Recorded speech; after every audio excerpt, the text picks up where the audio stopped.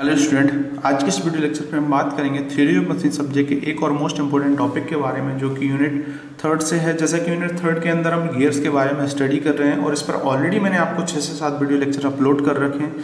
तो अभी तक अगर आपने मेरे यूट्यूब लेक्चर सब्सक्राइब नहीं किया है तो इसको सब्सक्राइब कीजिए और साथ ही साथ कमेंट कीजिए और अपने दोस्तों के साथ शेयर कीजिए। तो जो आज का हमारा टॉपिक है उसका नाम है टूथ प्रोफाइल। जैसा कि आपने गियर्स देख रखे होंगे, उन गियर्स में नंबर ऑफ टीथ लगे होते हैं और टीथ की कुछ प्रोफाइल होती है। तो उस प्रोफाइल को क्या कहते हैं और उस प्रोफाइल को जनरेट कैसे करते हैं, तो इस चीज को आज हम समझेंगे। तो it is also a very important topic for your university exam point of view as well as GATE IAS and PSC's exam point of view.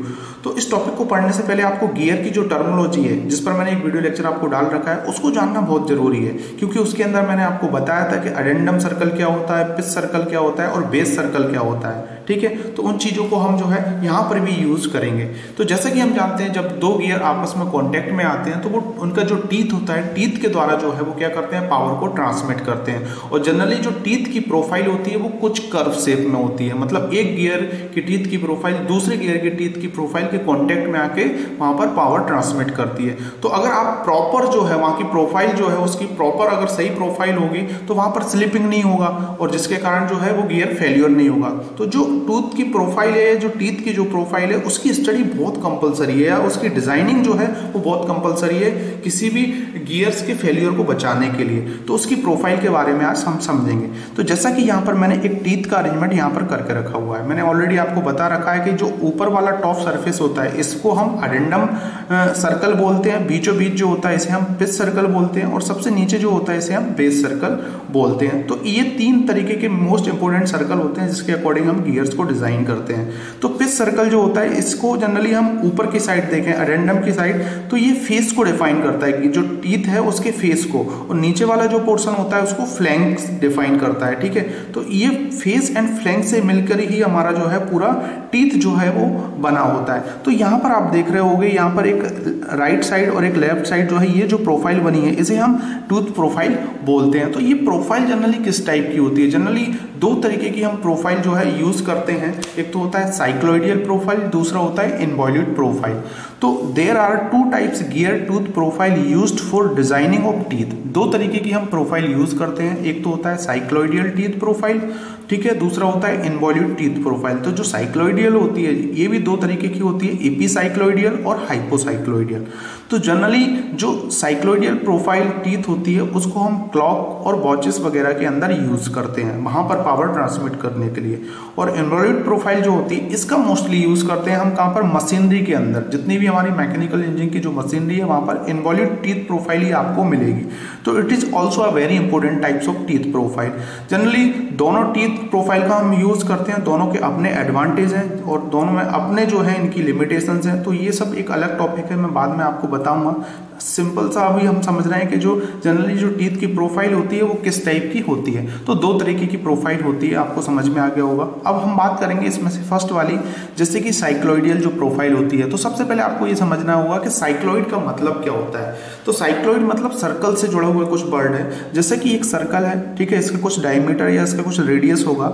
जब ये सर्कल एक फिक्स स्ट्रेट लाइन, मतलब इसकी जो सर्कमफ्रेंस जो है इस पे जो है ये अगर ये रोटेट करेगा यहाँ से स्टार्ट पॉइंट से एंड पॉइंट तक, तो एक प्रोफाइल जनरेट करेगा, मतलब नंबर ऑफ स्टेजेस में जाएगा ये यहाँ पर, तो एक प्रोफाइल ट्रेस करेगा नंबर ऑफ पॉइंट के द्वारा। इस प्रोफाइल को हम बोलते हैं साइक्लोइडियल प्रोफाइल, मतलब फिक्स स्ट्रेट लाइन पर विदाउट एनी स्लिपिंग कंडीशन में। तो इसको हम बोलते हैं साइक्लोइडियल प्रोफाइल।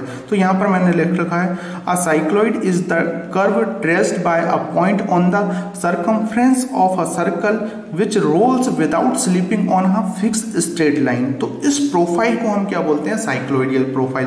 तो आपको समझना है, देखना यहाँ पर ये जो स्टार्टिंग का जो है ये इतना पोर्शन जो है और यहाँ पर ये जो इतना पोर्शन है, मतलब हम यहाँ से और यहाँ से किसी टीथ के जो है टीथ की प्रोफाइल को ले सकते हैं। ठीक है, तो आपको समझ में आ गया होगा, मतलब ये स्टार्टिंग पोर्शन जो है इसको उठा के हम कहाँ पर रख सकते हैं, टीथ की प्रोफाइल को डिजाइन करने में। तो इसलिए जो है हम जनरली साइक्लोइडियल और इनवॉल्यूट प्रोफाइल का ही यूज करते हैं गियर के टीथ को बनाने में। अब ये जो आपका साइक्लोइडियल होता है ये 2 तरीके के होते हैं, एक तो होता है एपीसाइक्लोइड और दूसरा होता है हाइपोसाइक्लोइड। तो उसको समझते हैं। अब ये जो एपीसाइक्लोइड और हाइपोसाइक्लोइड जो होता है उन्हीं के कंबाइंड से हम गियर के फेस एंड फ्लैंक को बनाते हैं। तो समझते हैं इसको, जैसे कि दो तरीके के होते हैं ये, एपी एंड हाइपो।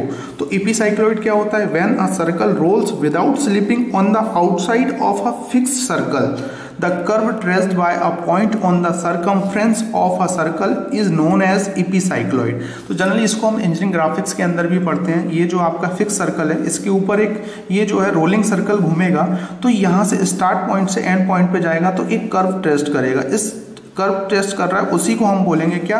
एपीसाइक्लॉइड। अब जो है हम इसको जनरली यहाँ से यहाँ तक ही घुमा दें और हमें इतना रिक्वायरमेंट ऑफ टीथ के लिए चाहिए तो हम इतने को यूज़ कर लेंगे बस। और सेम टू सेम ये इसका एक पोर्शन ये हो जाएगा, एक पोर्शन ये हो जाएगा। तो इतने पोर्शन को हम फेस के रिस्पेक्ट में ले लेंगे, मतलब टीथ की डिजाइनिंग के फेस के रिस्पेक्ट में, ठीक है। और हाइपोसाइक्लॉइड के रिस्पेक्ट में क्या लेंगे? If a circle roll without slipping on the inside of a circle, then the curve traced by a point on the circumference of a circle is called hypocycloid। तो ये ऊपर की साइड रोल करता है और हाइपोसाइक्लोइड में अंदर की साइड जनरली सर्कल रोल करता है। तो ये आपका फिक्स सर्कल है, ठीक है, और इसकी सर्कमफ्रेंस जो है ये इतना होगा, तो इसमें ये रोल करेगा नंबर ऑफ सर्कल पे एक स्टार्ट पॉइंट से एंड पॉइंट पर। तो ये जो प्रोफाइल है, इतनी जो प्रोफाइल है स्टार्टिंग की, जितना आपको इसमें रखना है उस प्रोफाइल को हम एज अ फ्लैंक कंसीडर करते हैं। तो फेस एंड प्लस फ्लैंक दोनों को मिला के जो है आपका क्या बनता है? पूरी जो टीथ है वो बन जाती है। अब ये कितना रखना है आपको, इन सब चीज़ें डिपेंड करती हैं सर्कल के रोटेशन पे कि कितना इसको रोटेट करना है और आपको और इसके डायमीटर पे। तो होप आपको अभी बेसिक सी चीज़ें समझ में आ गई होंगी। अब आगे मैं और चीज़ें इसमें डिस्कस करने जा रहा हूँ। तो अगर आपको ये वीडियो लेक्चर अच्छा लग रहा है तो साथ ही साथ लाइक करते जाइए आप। तो जैसा कि मैंने अभी आपको बताया कि एपीसाइक्लॉइड एंड हाइपोसाइक्लॉइड होता है, तो यहाँ पर हम समझते हैं जैसे कि ये एक फिक्स स्ट्रेट लाइन है, ठीक है, इस पर सर्कल रोल कर रहा है। मतलब यहाँ पर मैंने एक ऊपर सर्कल और एक नीचे सर्कल बना रखा है, ठीक है। जैसे कि रैक जो गियर होता है आपने देख रखा होगा, रैक एंड पिनियन का हमने देखा था, इस टाइप से होता है, ठीक है। तो ये जो सर्कल है, जैसे कि ये पी पॉइंट है आपका, ठीक है। अब ये इस टाइप से रोल करेगा आपका, इस टाइप से है ना, एंटी क्लॉकवाइज। तो जैसे ही रोल करेगा तो ये आपको इस टाइप का कर्व देगा यहाँ पर, ठीक है। और ये जो नीचे वाला ये इस टाइप से रोटेट करेगा तो हमें इस टाइप का कर्व देगा यहाँ पर, ठीक है। तो ये हमारा ए और ये हो गया हमारा, इसको मैं मान लेता हूँ बी। तो आप देख रहे होंगे इस जो आपका टीथ है उसकी एक प्रोफाइल यहाँ पे बन गई है, ठीक है। तो ये आपकी कौन सी प्रोफाइल हुई? एक तरीके की ये जनरली साइक्लोइडियल प्रोफाइल हुई। सेम टू सेम जो है हम यहाँ पर कुछ इसकी ये विड्थ दे देंगे और फिर इस साइड एक सर्कल और ले लेंगे तो ऐसे बना लेंगे। तो जो है आपका पूरा एक टीथ जो है वो बन के तैयार हो जाता है। तो इसके डायमीटर पे भी डिपेंड कर रहा है, कितना इसको रोल करवा रहे हैं उस पर भी डिपेंड कर रहा है। ऐसे ही अगर मैं देखूँ जैसे कि आप एक कर्व के ऊपर एक अगर सर्कल ट्रेस करेगा तो हम देखते हैं इसको जैसे कि एपीसाइक्लॉइड हाइपोसाइक्लॉइड के रिस्पेक्ट में। तो ये देख रहे होगे आप यहाँ पर सेम टू सेम वही है, ये तीन सर्कल, ठीक है। ये पिच सर्कल है आपका और ये पिच सर्कल आपस में मिलते हैं एक दूसरे पे एक पॉइंट पे पी पे, तो इसे हम पिच पॉइंट बोलते हैं। तो ये सर्कल इस टाइप से रोटेट करेगा, तो यहाँ पर रोटेट करेगा तो ये आपको एक कर्व यहाँ पे जनरेट करेगा। ये नीचे रोटेट करेगा तो ये इस टाइप से कर्व जनरेट करेगा। फिर यहाँ पे इसकी हम कुछ विड्थ देंगे और इस टाइप से। तो आप देख रहे होगे ये इस टाइप से जो है कर्व सेक्शन पे टीथ बनते जाते हैं, ठीक है। तो ये रैक के रिस्पेक्ट में बन रहे हैं और ये स्पर गियर, हेलिकल गियर आपको बनाना है। ऐसे नंबर ऑफ टीथ जो है आपके बनते जाएंगे, सर्कल को रोल्स करते जाओगे और उस हिसाब से जो है हम गियर्स की डिजाइनिंग करते जाएंगे उसकी प्रोफाइल की। तो होप आपको समझ में आ गया होगा, बेसिक सी चीजें हैं। अब हम देखते हैं जब दो गियर्स आपस में कॉन्टेक्ट में आएंगे, मतलब construction of two mating cycloid teeth, दो साइक्लोइड टीथ जो है वो कंस्ट्रक्शन करेंगे तो किस टाइप से जो है वो गियर्स को मैन्युफैक्चरिंग करेंगे। तो देखते हैं जैसे कि यहाँ पर आप देख रहे होंगे, ये मैं ऑलरेडी आपको बता चुका हूँ। सबसे अंदर जो सर्कल होता है वो बेस सर्कल, बीचों बीच जो होता है उसे पिच सर्कल, और ये जो होता है इसे हम बोलते हैं एडेंडम सबसे ऊपर। तो सेम टू सेम इसके रिस्पेक्ट में भी ये होगा एडेंडम, ये हो गया बेस सर्कल, ये आपका पिच सर्कल और ये बेस सर्कल। तो यहाँ पर दो सर्कल हमने अरेंजमेंट कर रखे हैं और ये दोनों कहाँ पर मिल रहे हैं? ये पिच पॉइंट पे, पी पिच पॉइंट पे, ठीक है। तो ये आपका T1 है और ये T2 है, ठीक है। अब आपको समझना है जैसे कि इसमें दो सर्कल हैं आपके, एक तो C है एक आपका D है। तो मैं आपको बताना चाहूंगा जैसे कि सर्कल D है, will trace the flank of the tooth T, जो है ये आप देखोगे जब ये जो है ये ट्रेस करेगा आपका, जब ये घूमेगा इस टाइप से, अगर ये आपका क्लॉकवाइज घूमा तो ये क्या करेगा? इसके ये जो पोर्शन है इसके एक आधे पोर्शन को बनाएगा, ये नीचे वाले पोर्शन को। ये T1 जो है आपका टीथ इसके आधे पोर्शन को जनरेट कर देगा, ठीक है। और जब ये जो घूमेगा तो इसके बाकी आधे पोर्शन को ये बना देगा, ऊपर वाले पोर्शन को। सेम टू सेम मैं इसकी कुछ विड्थ दे दूंगा और उसके बाद फिर सेम टू सेम एक इमेजिनरी सर्कल हम यहाँ पे लेंगे तो बाकी पोर्शन फिर ये बना देगा।